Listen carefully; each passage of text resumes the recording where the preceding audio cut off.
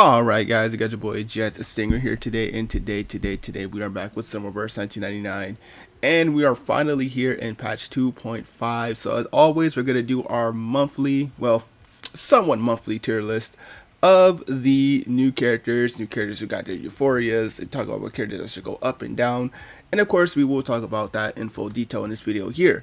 Of course, as always, when I make these tier list videos, please keep the comments to a positive. Don't attack anyone if you do not agree with their assessment or opinion. And just keep it chill. You know, I say this every single time. This is not a tier list you should 100% follow. Follow what you believe is right in your own personal account. But anyway, let's get right into it, and let's talk about the main cast of the characters is already at S+ tier. So we have S+ tier characters of Vila, Winsong, Lucy, Kakanya, Andronala, Lapera, and Fatutu. And at S tier we have Isolde, we have Two Fairy, we have Junianza, we have Six, Marcus, Yensei, Spalthea, Mercuria, Tuesday, Argus, Jay, Willow, Flutter Page, Saltaby, Miss New Babel, and Lilia, and of course we have everyone else at their respective tiers.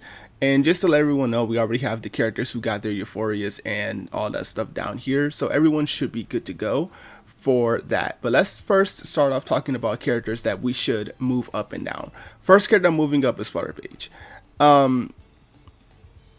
You know what? As more teams come out,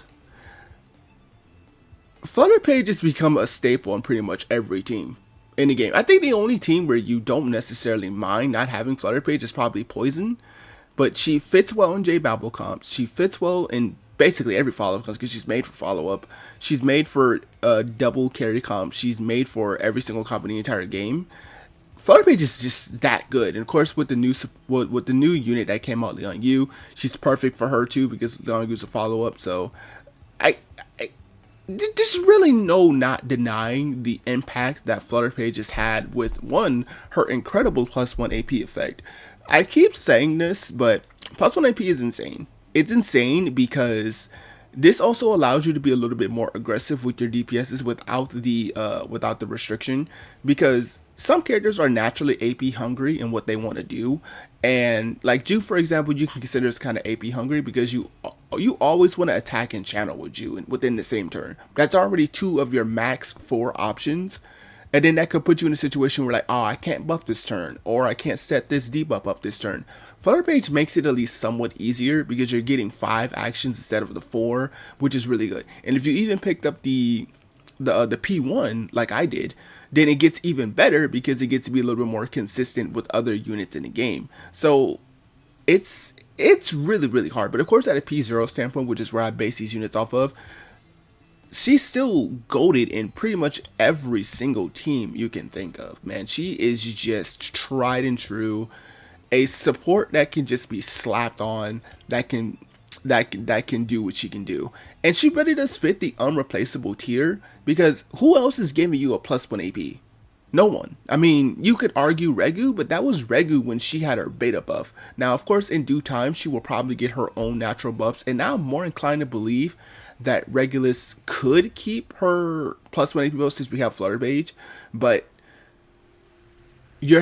the difference between the 2 of them is much different, because Flutter Page is giving you a lot of damage boost because of her field effect, and she's giving you an extra bit of chip damage of her own right because she can follow up when she's in ult, but which also makes her really good in impromptu as well. Regulus's stipulation for having the +1 AP effects that she basically had to do nothing. So you're still getting the +1 AP, which is fantastic, but you're also having a unit that's kind of a sitting duck, which is, you know what I mean? A little bit, I don't know, man. But I don't know, man. I do think that Flutter Page 100% deserves being in that tier. She 100% deserves it. 100%. I thought just like debut wise it'd be fine, but as more teams have come out since her release in 2.3 or 2.3, she has continued to just provided a invaluable slot in every team going forward. You know, 2.4, she was already a slap on for impromptu. I mean, she lost her spot kind of now because as of 2.7, they have a full impromptu team now, which is I think it's Barca, Alf, Voyager, and the new unit Kiparina that just came out. So she's not ran in impromptu anymore if you have all four, but you know, still doesn't mean she's not used in like 95 of the other teams that exist in game. So I mean, it's not really that much of a loss. But yeah, another unit I was considering moving up was Willow. Willow is indefinitely insane when it comes to poison comps. The problem is that she's not insane on her own. That's the thing. I think the thing that really makes these units is that they're usually insane on their own, right? As in, most of what they're providing to the team is invaluable to what they're doing. While I will argue that Willow is invaluable for poison comps in general because of just how much damage you can get, especially if you well time her effects and everything. But the thing is, you have to have Tuesday with her. If you don't have Tuesday, then that valuability drops down significantly. So I think I'll keep her just at S tier. Some people have asked me why I didn't move her in S plus tier when Pritrin has her in S plus tier, and I was like, well, my tier list isn't exactly, it's not exactly a Pritrin tier list. It's my own personal thought. So I don't agree with the assessment that she should be S plus tier unless she's specifically using Tuesday. You know what I mean? That's that, like, when I rate these units, I'm rating them on individual use and how well they can fit in other teams, and like viability and all that stuff. While she's incredibly viable for poison, she's their best unit, I would argue. But if you don't have Tuesday, then that best in slot, that best value for everything, kind of just dips off a little bit. So that's kind of what I would say. Isode, I'm ready to drop her down to A. I'm ready to drop Isode down to A. I still do think that Isode is a fantastic support for crit teams too, and for reality. And of course, her being a potential 75% damage boost is still pretty good in other teams, but it's just so many other teams that now have better other consistent options, or they just have better options that do more than what Isode is trying to do. It's really hard to justify a slot in Isode's case. Same thing can be said about 6-2. He can also drop down to A. Another situation where it's really hard to justify their team placement. It's easier when you're looking at the multiple team contents in the game, such as like Reveries or Limbo, because you may not have the whole quote-unquote meta team setups for everything, so they're perfectly good stand-ins. But for what it's worth, they're still great units, don't get me wrong. They're still really good. But it's just like they're not S plus tier caliber in my opinion. So yeah. I also thought about dropping a Knight down to B. The big reason is because, well, he's crapped all hell now. But I kind of want to keep him at A because there's no other spirit carry in the entire game. So it feels weird to put him in B. I mean, as an individual viable unit, he's still decent, right? But there's no other spirit unit that is a DPS that's a 6-star. Like, all of the spirit units that we have, Tuesday, Isolde, Mercuria, they're all supports. So, like, and they're all very good, obviously, but, I don't know if I want to drop them down to here. Like, I'm not sure, man. I'm not sure on it. I was kind of like teetering the idea, but I'm like, maybe I should, because to put him here just because of his only one now niche is that he's an effective spirit carry. I mean, you really don't ever need a spirit carry. That's the funny part, though. Like, you don't need a spirit carry. There are stages, yes, where it's intelligence and everything, but it's not like it's a mandatory, you know what I mean? Like, he's the only carry that we got, though. Like, and that's why I'm kind of just relying on keeping him here for right now. So I'll keep him here for now. Maybe I might drop him down, maybe next tier list, maybe. But for what it's worth, I'll keep him here for right now. Alright, any other drops or upgrades do I want to do? I almost considered dropping Yusei down to A, but nah, I'll keep her in S tier. She's still, quite frankly, to me, the best 5-star healer that we have. 100%. And I think she deserves S tier just off that metric. But let me see. Jay, nah. Ever since he got his partner in Babel, his performance has pretty much skyrocketed, I would say. But let me see. Anyone else? No. All right, so now we can move on to the Euphorias that we got, which was Pickles and Anali. Now for Pickles, I'm putting him in A tier. He went from B to A, and the reason why I won't put him in S tier, he's such a close pick for S tier. Such a close pick. The problem with Pickles is he's really only fluid in mineral comps, because mineral leads such as Junianza or Symbolize, which is his two best candidates for partners because they both have extra damage. I mean, they have extra actions in their kit. The problem here with running him with other supports, which I mean with other DPSs, which is what you can do 100%, is that you cannot cycle all of his buffs with Pickles. Pickles' big problem is that he really just wants to be in front of a mineral ally, because if you don't put him in front of a mineral ally, you lose out on being able to cycle through all of his buffs, which is leech rate, I think it's crit rate, crit damage, and stuff like that. So you lose out on like 4 of the buffs that he will provide, because he won't be able to give you all of his buffs at once. But if you put him in front of an ally that is mineral, then you can cycle through his buffs pretty much infinitely, so long as that ally is perfectly fine and alive. Another thing you lose out on, I believe, is the Dispel, which is important in Reveries, I would say. So that's a thing. I think you still do get some of the other things like the extra damage boost, the extra action damage boost when he uses his ult, which is still fine. You only get 15% though instead of 30%, which is, depending on the unit whose extra actions, that may or may not matter. And that may not matter, my bad, but I said that all weird. But for someone like Lucy and Winsong having a 15% extra damage or extra action boost alongside the 30% boost he will provide on ult, that's fine, because she's using her skill as an extra action. Lucy with her follow-up could also be fine. I think Lilia was someone who wouldn't really like the 15% as much. He just needs more power back, because since her extra actions, her modifiers are halved. So, there's that. But for the most part, I do think he's fine though. He's still a fine support. I would honestly recommend getting his Euphoria though. 100%. I would recommend it. I actually want to do a video on Pickles too, because mine is P5 and I want to show it off. But yeah, next up is going to be Anali. Anali, I'm also putting in A tier. She didn't really go anywhere from where she was at. She was always an A tier unit. I'm not as thrilled about her Euphoria though. I'm not. The thing about Anali's Euphoria is she does do the cool thing now where she can still kind of do the AoE rank up thing on allies and stuff. It's not as busted as it was in 2.2 though, when they gave her the temporary buff where she just straight up ranked up everyone as soon as she went into the other mode, regardless of the condition. Which, if she had that, I'd probably put her in S tier just for that alone, because that was really powerful for setting up powerful damaging skills.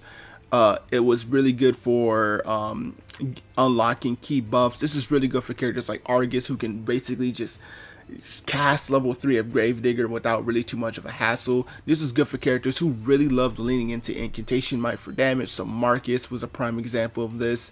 Like there was really, really good synergy for what she could have provided. While she can still do the setup, it's not as fluid because now there's different conditions behind it.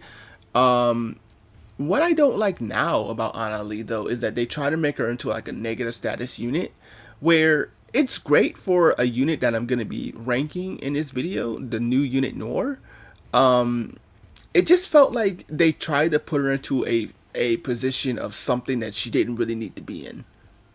Like, I don't really think I needed Anali to have, negative statuses. You know what I mean?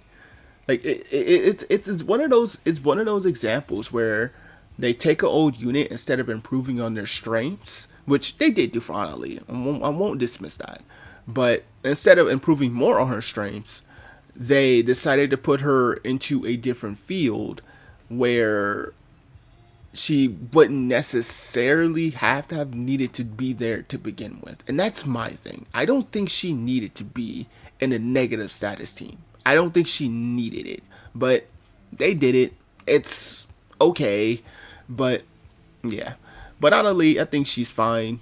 She still does do specifically good setups. I will show her off too. I think mine is almost up to max Euphoria. I did get the Euphoria because I do want to run it with a particular unit that's coming out, and that's going to be Nor if I can pull her. But yeah. Next up is going to be our new units in 2.5. So first up is going to be Liang Yu. Liang Yu I'm putting in S tier. What stops Liang Yu from being an S plus tier is she is a bit difficult to play at P0 because of the whole restriction about her ultimate. She wants to be an ultimate like 99.9% of the time. That point one is the initial starting of the fight. I think that's it. And that can be relatively hard to do if you do not have great teammates with her. Most notably Flutter Page. If you don't have Flutter Page with Liang Yu, then it can be a problem to really consistently upkeep that demand.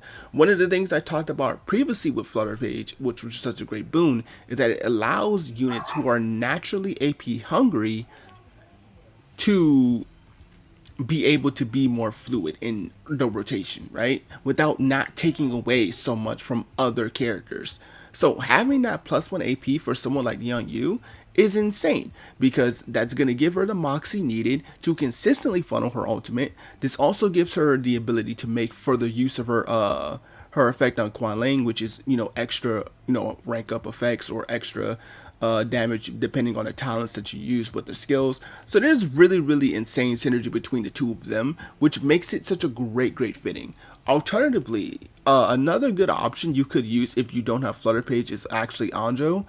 Anjo works pretty nicely with Liang Yu too, because you're essentially getting 2 moxie values instead of 1, because you can use skills on both Anjo and Liang Yu to funnel up Anjo's ultimate as quickly as you possibly can get it.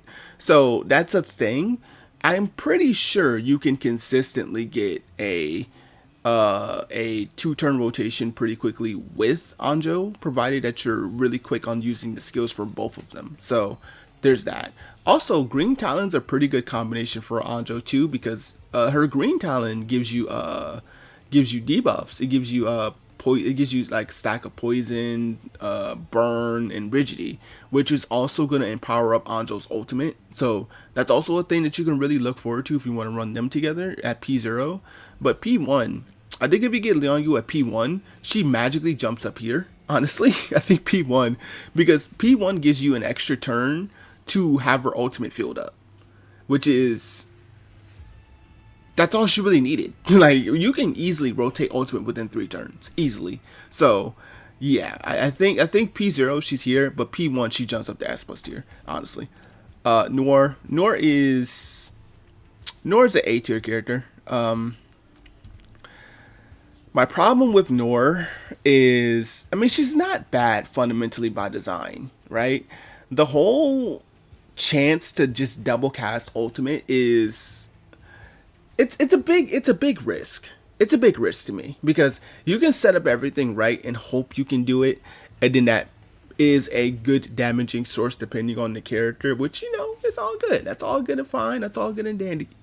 And of course, if you even are the type of person to invest more into a Noir for waifu factor, or just because you really like the character, you can get up to 3 ults with her back to back, which is insane, right? But that's if you have the required amount of stacks that you need, and it's still RNG even if. Like, it's a potential. It's not a guarantee. And I think if she had a guarantee ult back to back, I think she could have maybe jumped up to S tier maybe. But no, it's kind of just like a chance. I think it's like a 2% chance per stack, and then you get 40% additional if you have believe it's 8 stacks of her buff. Which if you have the amount that you need, then boom, you can just go from there, and you just kind of go from there. But other than all, it's not guaranteed ults that you can get with Noir. I think if you could guarantee it, then it would be a lot more better for her in terms of performance. But Unfortunately, it's not a guarantee. It's just up in the air. It's risky, but for what it's worth, she's still an okay DPS that works well with negative status units. That's kind of her main thing. She gets extra modifiers and extra pin rate depending on if you have units with negative statuses. So Ana Lee will be a great partner for her. One of the other units, Lodgerhead, actually down here is actually a good partner for her too, because she also has the ability to put up a repeated set of negative statuses too. So yeah, I mean, there's great synergy for her out there. But yeah, Lodgerhead, we're gonna put her in A tier too. Pretty good unit, honestly. Underwhelming. I mean, not underwhelming, bad word, but maybe what's the word? I'm thinking of the word. I can't say the word for some reason. Uh Underlooked, I think underlooked is probably the word I'm looking for. But it's an underlooked unit. She pretty much is the same thing as Ana Lee, where she can put up multiple types of debuffs. She has a heal effect built into her kit. It's a small heal. It's not anything crazy, but for the most part, that you're really using her is for the fact that she can put up multiple debuffs, which again is going to be great synergy for someone like Nor. So that's really just that. I mean, she's just a decent unit. She puts up decent numbers from what I've been seeing, and that's pretty much just that. I mean, it's not really nothing insane or incredible about Lodgerhead. It's just she's an okay unit for right now. For what it's worth, she's an okay unit. She can either go here or just be comfortable in B. It's low A, high B, probably what I'd say.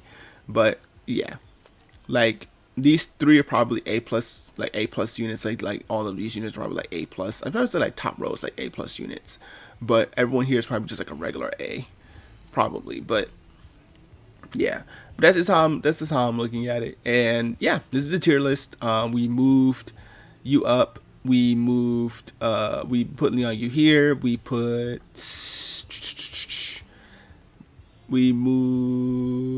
only really moved a few units actually, so there's that. But we moved a few units down, and we moved Isolde and 6 down.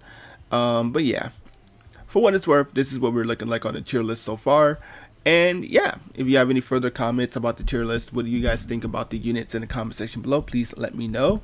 And yeah, thank you so much for watching the video. As always, I'll see you guys next time. This has been your boy Stingren. I'll see you guys next time. Peace.